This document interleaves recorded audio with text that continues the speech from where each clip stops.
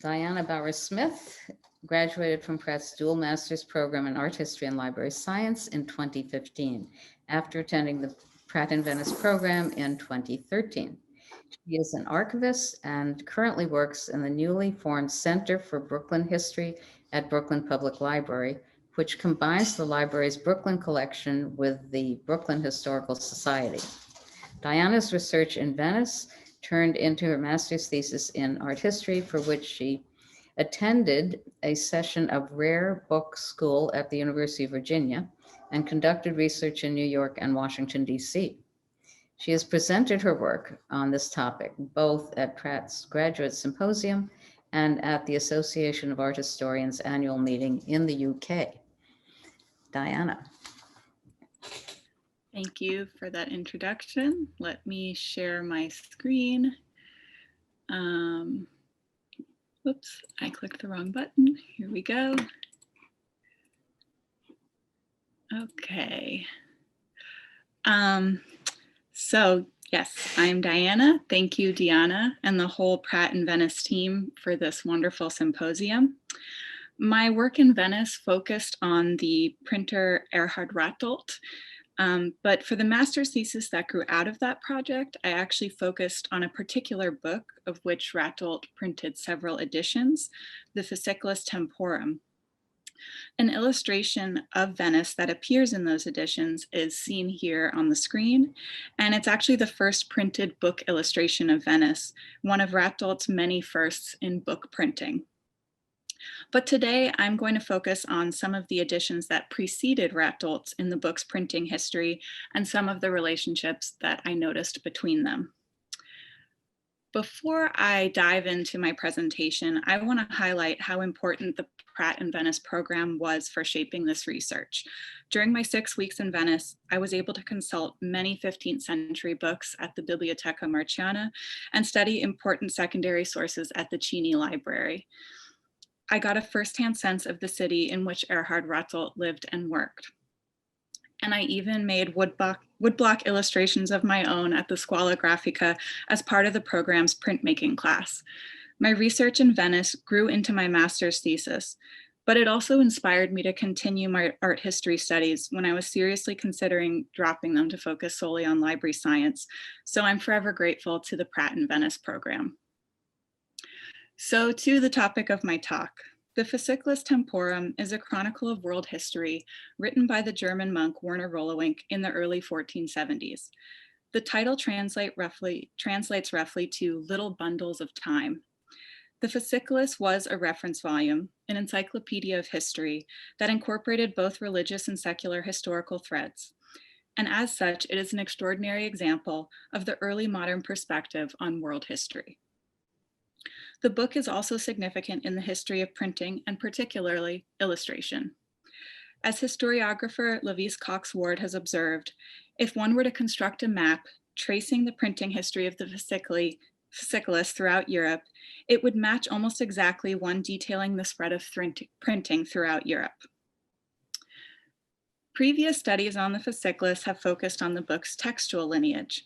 My project, however, focused on the book's visual lineage, analyzing the book's illustrations as a way to trace its printing history. This slide shows just a few of the many illustrations I analyzed in my close examination of over 20 copies of the Fasciculus across 4 libraries in 3 cities. This presentation will put forward some of the discoveries made in the course of that visual analysis, demonstrating relationships in the illustrations of editions previously thought to be unrelated. This is the first page of the first edition of the Fasciculus, printed in the author's home city of Cologne in 1474 by Arnold Terhernen. The book presents the history of the world diagrammatically, with a central timeline running throughout and floating blocks of text clustered around circles that surround the names of important historical figures. Above the timeline, the text is concerned with biblical and religious history, and below it, the text describes events of secular history using various sources, such as classical myth, Homer, and Roman histories, as well as other medieval chronologies. The years marked above the middle line are calculated from the date thought at the time to have been the date of the creation of the world, 5199 BCE. The years below, which are printed upside down, indicate the number of years before the birth of Christ. Important biblical events, such as the Great Flood and the building of the Tower of Babel, tend to get the most elaborate illustrations in the book's early editions. This arrangement was intended, in Rolewinck's own words, for the use of daily memory, which men have put together in writing, separating the valuable from the useless, lest the reader be drowned in a whirlpool of darkness. This deliberate arrangement of the page for the benefit of the reader is a fascinating insight into the relationship between author, printer, and reader in the late 15th century, and the book itself is our best remaining insight into how that relationship may have functioned. 6 editions followed Terhernan's in the book's first 5 years in print, of which this presentation is mainly concerned with those by Werner in 1475 and Drac in 1477. These different versions of the illustration of the Tower of Babel found in those editions give a sense of the changes in the book's illustration program over time. In 1924, librarian and bibliographer Margaret B. Stilwell elucidated the relationship between these editions in her quote-unquote genealogical survey of the Fasciculus before 1480. Her work remains the most in-depth examination of the book and is widely cited. The results of her study are laid out in this simple family tree style table. I've created an updated version of her table to reflect my own research. As you can see from the dotted lines in this table, I determined some relationships between these editions that Stilwell, working only with textual continuity, does not note. Particularly, I am focused in this presentation on how the 1477 Speyer edition by Peter Drac is visually related to Werner's 1475 Louvain edition. I will demonstrate this by examining certain key illustrations. The 1474 first edition of Arnold Terhernen is the first instance of the orderly, rational graphic layout that became the default for the Fasciculus, as we saw earlier on its first page. Bibliographer A.G.W. Murray identified 4 separate issues within this single edition, but Stilwell's table distinguishes only between copies with a 9-leaf index and those with an 8-leaf index. Of key importance here is the fact that one issue with the 8-leaf index does not have Terhernen's remarkable depiction of his home city, shown here. The cathedral is what makes this instantly identifiable as Cologne. It is the most recognizable building in the city, and indeed one of the most recognizable in all of Germany. As this image from 1856 shows, Terhernen's depiction was quite accurate and would have been recognizable even centuries later. Stilwell shows 2 distinct branches coming from the 8-leaf index issues. One leads to Georg Walch's 1479 Venetian edition. The Walch is widely acknowledged as Ratdolt's main, if not only, source for his editions, and it's even been suggested that Ratdolt may have worked uncredited on Walch's publication. The Werner was undoubtedly a textual source for the Walch. Of the 20 new paragraphs added by Werner to his edition, Walch reproduces 19. Thus, the textual lineage is clear. Illustratively, however, there is a slight ripple in this genealogy. Werner's illustration on the page that mentions the founding of Cologne is a generic cityscape here on the left, whereas Walch's has 2 towers in the top right that look very much like the Cologne Cathedral's rather distinctive architecture. The towers are so distinctive that their appearance at this particular point is worthy of note. This could simply be chalked up to Walch or a craftsman at his press having greater familiarity with Cologne than Werner or his craftsmen. Walch was, after all, a German, whereas Werner lived and worked in Belgium. It could also, however, be proof of Stilwell's assertion that printers of this particular book, quote, frequently made use of more than one edition in building up their copy, unquote, and specifically, I would add, their illustrations. This brings us to the link between the Werner edition and Peter Drach's edition of 1477. Stilwell identifies this edition as something of an outlier, as you can see here. Assessing the illustrations, however, paints a different genealogical picture. Drach's portrayal of Noah's Ark on top here is an almost exact copy of Werner's below. In addition, the image has been flipped such that the protruding portion of the deck is on the right instead of on the left as it is in Werner's. And we discussed this in relation to the previous presentation, but if a craftsman had copied the design from Weldener's edition directly onto a wood block for cutting, the resulting block would have printed with this reversed orientation. So it seems plausible that Dracht's illustration may have been copied directly from Weldener's edition. Both Weldener's and Dracht's arcs are markedly different from Terhernen's, and so it seems Drach could not have been copying solely from Terhernen's edition when it comes to his imagery. This hypothesis is borne out by the cityscape illustrations in Dracht's edition, which share key features with Weldener's. Each printer employs 4 cityscape woodblocks, one narrower than the other 3, and one showing a ruined city, with some of the same building shapes and architectural details. In these slides, you can see Weldener's cityscapes on the left and Dracht's on the right. While there are obvious stylistic differences, the basic form of the city views is the same. In addition, Dracht's Holy Temple image is the only other edition from this period to depict an interior view, even though the architectural style of it is different from Weldener's. The relationship between Dracht and Weldener's illustrations provides proof for my claim that the printers of the Fasciculus used multiple editions to build up not only their textual content, but also their illustration programs. Comparing Dracht and Weldener, and concluding that they may have more of a relationship than previously thought, then leads to further conclusions about the relationships between the other various editions in the book's early printing history. For example, the illustration of the Holy Temple in Walch's edition also points to a more complex genealogy than Stilwell provides. Walch's temple is depicted quite differently from Weldener's and Dracht's. Rather than an interior view of a room edged with columns, the round temple building is shown from the exterior in a courtyard. This is how Ratdolt portrays the temple as well. Interestingly, this building is very similar in structure to the temple depicted in another edition of 1479, printed by Heinrich Quentel in Cologne. Sorry, lost my place. According to Stilwell's genealogy, these two editions are not related except for having a common quote-unquote ancestor in the 1474 Terhernen. Yet Terhernen's edition does not include a temple image in any of the 4 issues. So if Walch was drawing purely from Weldener's and or Dracht's editions, why would he have differed so markedly in his depiction of the temple? Perhaps Walch also saw or consulted Quentel's edition, or perhaps they both drew from the same source image. Either way, this image adds to the complication of the genealogy of the Fasciculus as a whole. While the Fasciculus appears esoteric and practically impenetrable to the modern reader at first glance, it is clear from its multiple reprintings that the Renaissance reader found much to recommend it.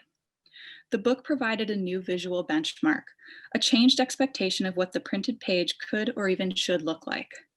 The illustrations undoubtedly changed the reader's experience of the Fasciculus, and thus the experience of history that it provided. As a snapshot of how early modern Europe saw itself and its ancestry, the Fasciculus is a microcosm of the society by which it was used, and thus provides an important view into that society. The visual lineage of the book's early editions shows the development not just of the Fasciculus, but also of textual experience, demonstrating how illustrations were able to, in Rolewinck's words, enrich and illuminate this world. Before I end, I just want to give a shout out to my wonderful roommates in Venice, Annalise, Janet, and Natalie, and to my friends Carol and Ian McMullen, who shared several lovely meals with me in Venice and are currently watching this symposium from England. Thank you. Thank you, Diana. Shall we go to, full screen? Great, wonderful. Thank you, Diana. That was just wonderful. And I'm so glad that was part of our symposium, because the collection of early printed books in Venice is a wonderful resource and has been used by many of our students, obviously very, very fruitfully by Diana Bowers. So, questions for Diana?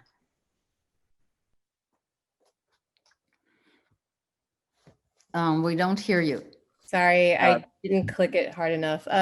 From Annalise, a question for Diana. How did you originally become interested in this particular printer? You know, I can't say I remember exactly how I first came across Erhard Ratdolt, but I know that it was in a volume that I was consulting at the Cheney Library that I really grew fascinated with this printer and decided to do my project on him. Yeah, thank you, Cheney Library. From Ashley West, could Diana speak further about the role of copying and repetition even more broadly when it comes to incunabula back then? Sure, I could try. I mean, it's been a while since I conducted this research.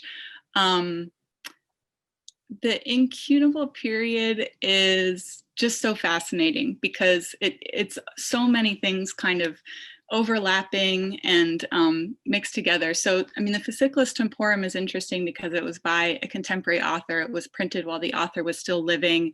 It had tens of editions while the author was still living. But a lot of the most popular printed books at the time were older texts, religious texts. So as far as copying and repetition, yeah, I mean, the Fasciculus is an example of this, that it was some of the same like myths and biblical stories and similar things that were just repeated over and over again in these texts. And then the printing technology kind of facilitated that to a greater degree by being able to copy exactly certain passages of text. And yeah, I guess my project was more about copying imagery and how printing facilitated that. From John McQuillan, can you say anything about the manuscript exemplars that might have been available to Ratdolt or Vault, etc., in Italy in the 15th century? So for the Fasciculus in particular, the book was written when printing was happening. So, you know, there's the author's manuscript, presumably, but the manuscript editions that are still extant of the Fasciculus they tend to be copies of printed editions, interestingly enough. In fact, there's actually one at the Morgan that I consulted as part of my research. So as far as the Physicalist Temporum goes, it's really more about printers copying other printed editions than it is about manuscript exemplars. Are there other questions? So far, no, but I just wanted to let Diana know that I didn't read the compliments, so just be sure to read them in the chat. So I'm sorry. Thank you, Faye. Yeah. I think the study of the organization of early books, early printed books, as well as the study of the early organization of libraries, which some students in Venice have done, really gives us a view, as Diana showed us, into ways of thinking. And in this case, we have word and image. And when we look at manuscripts or early printed books, we see a relationship of word and image, which is really important. Yeah, I actually addressed that in my thesis too, the way that the printed page kind of aids in memory and is really, yeah, part of how we think. Yeah, absolutely. Oh, my apologies to Ashley. I think I did not see the second half of your question. Do we have time to go into that more? The second half of the first part of your question, which was the role of copy and repetition, and that includes the reuse of actual blocks within the same project and across different books, as was frequently done.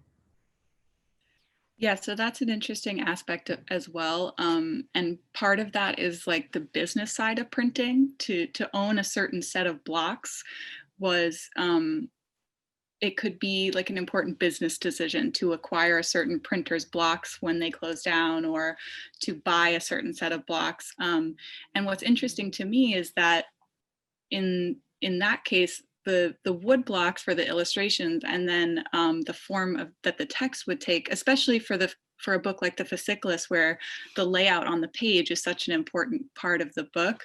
So the illustrations and the text were really different as far as the blocks that were used and how they might or might not have been disseminated around Europe. Part of this period too is different fonts and the creation of different text appearances. And so all of that is tied up in this as well, for sure.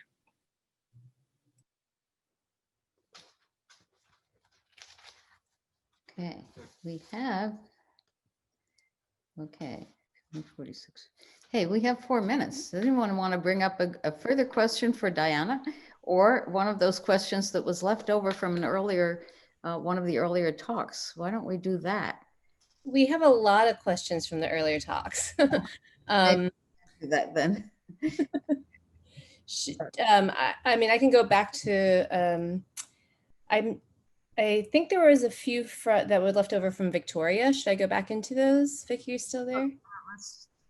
If she's, Is that okay? all right, let's make sure Vicky is present. Yeah, that's fine with me. So this question from Andrew. These paintings were very recently restored, funded, and organized by Save Venice. Have there been discoveries or clarity on the plants since cleaning and intervention? This is something I actually did want to bring up in my talk. The images that I used were pre-restoration because I haven't been there since 2008, tragically. And I don't know is the short answer, but I'm like so excited by the work that they did in the conservation, because in addition to restoring the paintings to just exquisite beauty, they did a full scholarship of it with like imaging and all kinds of stuff that I really can't wait to get to look at whenever I can next get there. Yeah, well, so some of it is published, I think, but I've had trouble finding it also. I tried to look it up and send it to you actually before now, couldn't find it. But there are complete underdrawings, as you said. So that really, and that now they've made records of all that. Even a lot of them were already in Spezzani, and the underdrawings aren't going to change. And Paolo Spezzani is wonderfully here. So I don't think you could have missed much. We did have a wonderful time in the studio in 2017, I think.